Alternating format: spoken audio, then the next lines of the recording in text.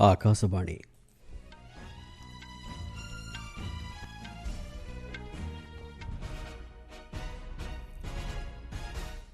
संवाद पढ़ुछंती चंदन घोष। मुख्य संवाद प्रधानमंत्री अध्यक्षतार आज सेवातीर्थरे अनुष्ठित है प्रथम कैबिनेट बैठक। सेवातीर्थ को नागरिक कैन्द्रिक तथा उत्तरदायी सुशासनर विश्वस्तरीय प्रतीक रूपे गढ़ी तोलिबा दिगरे सरकार प्रतिश्रुतिबद्ध, कहिले केन्द्र सूचना और प्रसारण मंत्री। जीवन बंचाइबा सहित एक सुस्थ भारत गठन संपर्कित जातीय स्तरीय अभियानर आज महाराष्ट्र में शुभारंभ कले राष्ट्रपति। इज्राएल को आसंताकाली ठारू 2 दिनिया गस्तरे जिबे प्रधानमंत्री। एवं टी20 क्रिकेट विश्वकप्र आजिकार मैच रे इंग्लैंड विपक्ष में टॉस जीति प्रथमे बैटिंग करने को पाकिस्तान निष्पत्ति।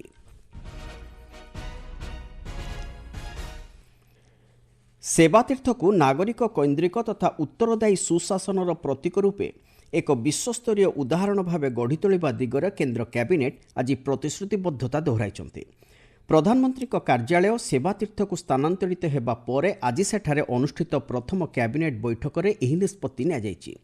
प्रधानमंत्री नरेंद्र मोदी अध्यक्षतार अनुष्ठित यह बैठकर निष्पत्ति संपर्क में नुआदिल्ली में गणमाध्यम को सूचना दी सूचना और प्रसारण मंत्री अश्विनी वैष्णव कहते 2047 सुधा भारत को एक समृद्ध सक्षम तथा आत्मनिर्भर देश भाव गढ़ी तोलिबा दिगरे जातीय आकांक्षार एक सशक्त केन्द्र भाव सेवातीर्थ कार्य करिब।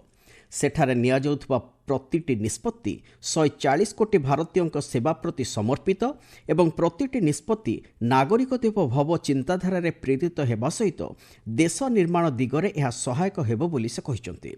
सेवातीर्थर नूतन शक्ति एवं रिफॉर्म एक्सप्रेस त्वरित वेग माध्यम आगामी दिन में भारत विश्वर तृतीय बृहत अर्थव्यवस्था रूपे निजको प्रतिपादित करिपारिबो बोली कैबिनेट आशा प्रकाश करिथिबा श्री वैष्णव कहिसंती। हमारे लिए संवैधानिक मूल्य उस नैतिक प्रतिबद्धता की अभिव्यक्ति है जो शासन को नागरिक की गरिमा, समानता और न्याय से जोड़ती है। सेवा तीर्थ की कार्य संस्कृति इसी आत्मा से संचालित होगी जहां हर नीति संविधान की मूल भावना के अनुरूप होगी और हर निर्णय देशवासियों की आकांक्षाओं के प्रति उत्तरदायी होगा। केंद्रीय मंत्रिमंडल यह संकल्प दोहराता है कि इस परिसर में लिया गया प्रत्येक निर्णय नागरिक देवो भव की भावना से प्रेरित होगा। श्री वैष्णव कहते आज केंद्र कैबिनेट रे केरलर नाम केरलम करिबा संपर्कित एक प्रस्ताव को मंजूरी प्रदान करा जायछि। से कहते ए संपर्कित बिल को राष्ट्रपति केरल विधानसभा को पठाइबे। राज्य विधानसभार ए संपर्कित मतामत पाइबा परे केंद्र सरकार ए दिगरे परवर्ती पदक्षेप ग्रहण करिबे। राज्य विधानसभा 2024 जून 24 तारिख में केरलर नाम परिवर्तित संपर्कित एक संकल्प पारित होइथिला बोली श्री वैष्णव कहते। जब से भाषा के आधार पर राज्यों के डिलिमिटेशन हुए तब से एक बड़ी डिमांड थी कि केरला का नाम केरलम होना चाहिए। आज इस फैसले के बाद में माननीय राष्ट्रपति ji Kerala alteration of name bill 2026 राज्य की विधानसभा के पास भेजेंगे और उनके निर्णय के आने के बाद में भारत सरकार इसमें अगला स्टेप ले। श्री वैष्णव कहते अर्थनैतिक व्यापार कैबिनेट कमिटी आज महाराष्ट्र, मध्यप्रदेश, बिहार और झारखंडर 8टी जिला को संजोग करुथिबा 3टी मल्टी ट्रैकिंग रेल प्रकल्प को मध्य अनुमोदन करिसेंति। 2030-31 आर्थिक वर्ष सुधा शेष हेबाकु थिबा एही प्रकल्प गुड़िक लागि 9072 कोटी टंका व्यय अटकल करा जायछि। सेगुड़िक मध्यरे गोंदिया जबलपुर रेल लाइन रो दोहरीकरण, बिहार रो पुनाराक एवं क्यूल मध्यरे तृतीय और चतुर्थ लाइन संयोगीकरण एवं झारखंडर गाम्हारिया और चांदिल मध्यरे तृतीय और चतुर्थ लाइन निर्माण अंतर्भुक्त। याद्वारा भारतीय रेलबाईर वर्तमान नेटवर्क आउ 307 किलोमीटर वृद्धि पाइब बोली से कहते। श्री वैष्णव कहते केंद्र कैबिनेट आज श्रीनगर आंतर्जातिक विमान बंदर ठारे एक सिविल एनक्लेवर विकास संपर्कित प्रस्ताव को मंजूरी प्रदान करिसेंति। 1677 कोटी टंका व्यय अटकल निर्मित हेबाकु थिबा एही प्रस्तावित प्रकल्प द्वारा काश्मीर उपत्यका को संयोगीकरण एवं बेसामरिक विमान चलाचल भित्तिभूमि को अधिक सशक्त करा जाई पारिबो बोली से मतव्यक्त करिसेंति। धारा 370 के हटने के बाद कश्मीर में एक नई ऊर्जा आई है। देश दुनिया से सभी लोग कश्मीर जाना चाहते हैं, वैली जाना चाहते हैं और वहाँ के प्राकृतिक सौंदर्य, वहाँ के infrastructure development, industrial development, social development सब में लोग कंट्रीब्यूट कर रहे हैं। तो एयर का ये टर्मिनल नया बनेगा काफी बड़ा टर्मिनल बनेगा और इसमें 6 नए एरो ब्रिजेस बनेंगे और अगले 4 साल में कंप्लीट होगा। ଶ୍ରୀ ବୈଷ୍ଣବ କହିଛନ୍ତି ଗୁଜରାଟରେ ବର୍ତ୍ତମାନର ଉତ୍ତର ଦକ୍ଷିଣ କରିଡରକୁ ଗିଫ୍ଟ ସିଟିରୁ ମେଟ୍ରୋ ରେଳ ନିଗମ ଲିମିଟେଡ୍ର ଶାହାପୁର ପର୍ଯ୍ୟନ୍ତ ସମ୍ପ୍ରସାରଣ କରିବା ଅନ୍ୟ ଏକ ପ୍ରସ୍ତାବ ମଧ୍ୟ ଆଜି କ୍ୟାବିନେଟ୍ରେ ଅନୁମୋଦିତ ହୋଇଛି। 3.33 କିଲୋମିଟର ଦୈର୍ଘ୍ୟ ବିଶିଷ୍ଟ ଏହି ସମ୍ପ୍ରସାରିତ ପଥରେ 3ଟି ଷ୍ଟେସନ ସ୍ଥାପନ କରାଯିବ। ପ୍ରାୟ 4 ବର୍ଷ ମଧ୍ୟରେ ଶେଷ ହେବାକୁ ଥିବା ଏହି ପ୍ରକଳ୍ପ ଲାଗି 1067 କୋଟିରୁ ଉର୍ଦ୍ଧ୍ୱ ଟଙ୍କା ଖର୍ଚ୍ଚ କରାଯିବ ବୋଲି ସେ କହିଛନ୍ତି। ଶ୍ରୀ ବୈଷ୍ଣବ କହିଛନ୍ତି ଆଜିର କେନ୍ଦ୍ର କ୍ୟାବିନେଟ୍ 2026-27 ବିପଣନ ଋତୁ ଲାଗି କଞ୍ଚା ଝୋଟର ସର୍ବନିମ୍ନ ସହାୟକ ମୂଲ୍ୟ ନିର୍ଦ୍ଧାରଣ କରିଛନ୍ତି। ଏହି ଋତୁ ଲାଗି TD3 ଗ୍ରେଡ୍ର କଞ୍ଚା ଝୋଟର କ୍ୱିଣ୍ଟାଲ ପିଛା ମୂଲ୍ୟ 5,925 ଟଙ୍କା ଧାର୍ଯ୍ୟ କରାଯାଇଛି। 2025-26 ଋତୁଠାରୁ ଏହି ଋତୁ ଲାଗି ସର୍ବନିମ୍ନ ସହାୟକ ମୂଲ୍ୟ କ୍ୱିଣ୍ଟାଲ ପିଛା 275 ଟଙ୍କା ବୃଦ୍ଧି କରାଯାଇଛି ବୋଲି ଶ୍ରୀ ବୈଷ୍ଣବ କହିଛନ୍ତି। ଆପଣମାନେ ସମ୍ବାଦ ଶୁଣୁଛନ୍ତି ଆକାଶବାଣୀରୁ।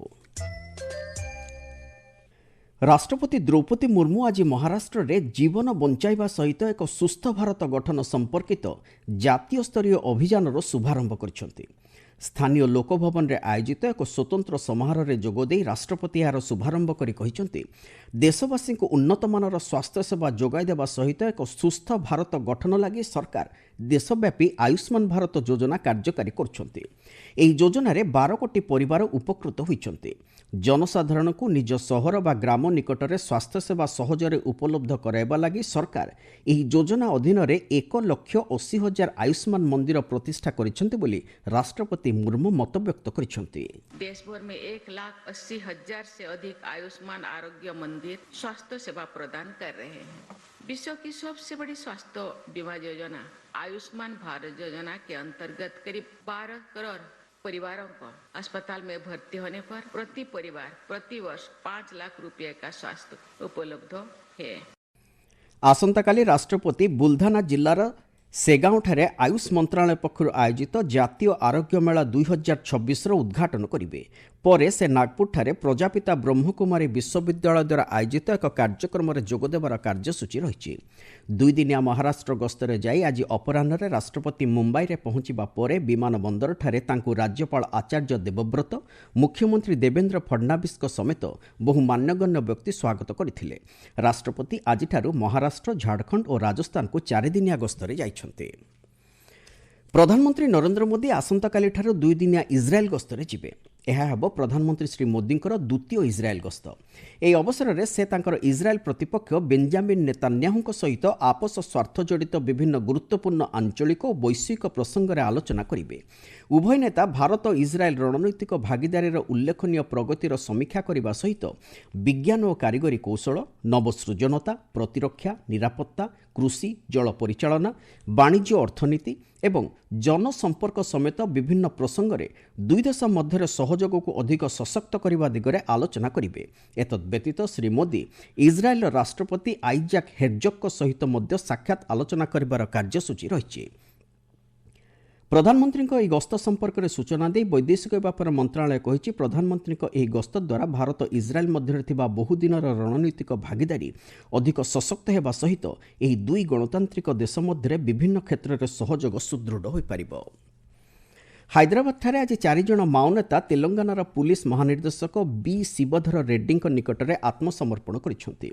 ଏମାନଙ୍କର ଆତ୍ମସମର୍ପଣ ଦ୍ୱାରା ସ୍ଥାନୀୟ ଅଞ୍ଚଳର ମାଓବାଦୀ ଦଳକୁ ଏକ ଶକ୍ତ ଧକ୍କା ଲାଗିଛି ବୋଲି ପୁଲିସ୍ ମହାନିର୍ଦ୍ଦେଶକ କହିଛନ୍ତି। ସେ କହିଛନ୍ତି ରାଜ୍ୟରେ ସକ୍ରିୟ ଥିବା 591 ଜଣ ମାଓବାଦୀଙ୍କ ମଧ୍ୟରୁ 11 ଜଣଙ୍କ ବ୍ୟତୀତ ଅନ୍ୟ ସମସ୍ତେ ଆତ୍ମସମର୍ପଣ କରିସାରିଛନ୍ତି।